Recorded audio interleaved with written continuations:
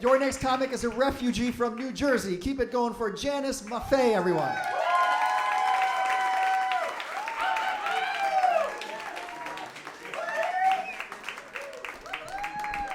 Hey, it's great to be here. I'm just back from London, and it's a very, very different kind of place. First of all, they queue there, which is a much better way to do things than just saying to people, hey, get in line. It's just like, yeah, we're gonna queue here. We're gonna do one thing at a time, which is what they do in London. No one's racing around. No one's racing down Carnaby Street, eating a slice of pizza, texting and talking on the phone at the same time. It's just like not the way it's done. There's no rats. There's no homeless people. I mean, it's kind of interesting. There's no garbage, piles of garbage, and I got to thinking, like, what's different about London? What's different about the UK? And I realized that they've got something we don't have, which is they have a queen. And I think there's a lot to be said for having a queen, because when you have a queen, you're just like going to be better behaved. You're going to be more orderly, more civilized, and I got to thinking, wow, we could use a queen here. I mean, we could really use a queen here in the United States, and so.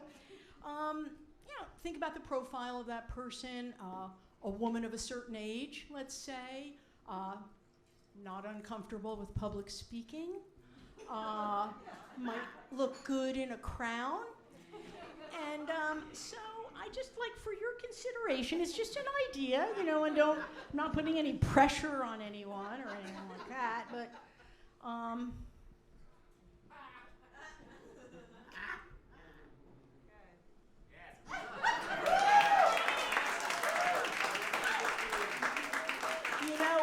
if I were to actually get this gig, I would invest in a more substantial crown. But this is like a starter crown, I would say. I already can tell you that if I were queen, things would be different around here. There would not be warm, pools of poo on the sidewalk. That wouldn't happen around me.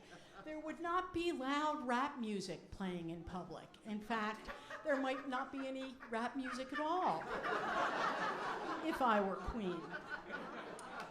Now, in order to apply for this job very legitimately, you're going to say to me, well, what would you do? What would your agenda be? And I think number one on my agenda would be citizenship lessons, because it's kind of interesting. I don't know if you know this, but 25% of Americans cannot name one branch of our government. And I think that might be, a place to start. I would have teas. I would have afternoon tea, which I'm a huge believer in. Tea, a scone, clotted cream. You know what? You're not going to start a war if you're doing stuff like that. You're just not going to happen. A question you might say is, who would you have tea with? And one of the first people I would have tea with actually is, I think her name is Karen Lynch, and she is the CEO of CVS, which I think is great, woman CEO, and over for tea. And what I would say to Karen is, Karen, I've just been to CVS, as I have been many times before.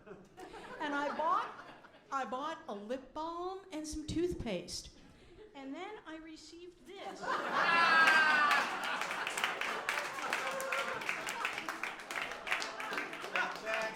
When the receipt is taller than you are, there's a problem with that. Let's talk that over a little bit. Other people I might have for tea.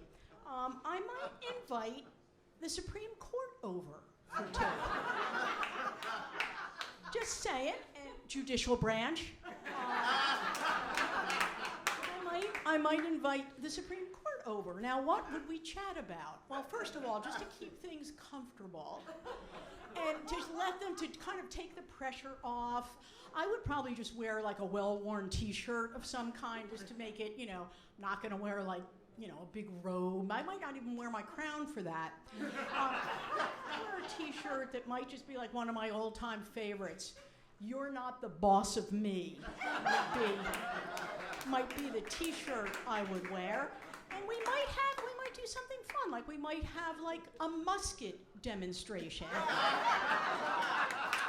And the reason we do that is for our very, very quirky and wacky originalists on the Supreme Court. We can say, this is what they were doing in 1787. Took a minute to load the musket. It took a minute to make one shot. And it weighed 60 pounds. So that's what they were contemplating when they were talking about bearing arms back then. Just putting it out there. Just putting it out there. Now, the other thing that comes up if you're going to do this is you got to have some wisdom, because if you're going to be queen, got to have some wisdom. What's wisdom? Very legitimate question. Thank you for asking. Wisdom is being comfortable with imperfection, accepting that life is going to give you some stupid things. It's just not going to work out that well most of the time. Half of my life, I didn't have luggage on wheels. We dragged luggage through a train station. It was like an anesthetized, like sheepdog. It was like dragging through, and you never went, God, I wish this were on wheels. You just fucking dragged it. And you were like, that is wisdom. That is wisdom. Just accepting it. You're just going to throw your back out. That's what it takes to travel. Not looking for wheels. So, in any event, it's, I'm just applying for the job, see what you think. Another thing that's wise is knowing that relationships can be imperfect and still fantastic. And I want to do a shout out, because I have someone in the audience tonight. It's not just my husband. It's my ex-husband who's come here to support me.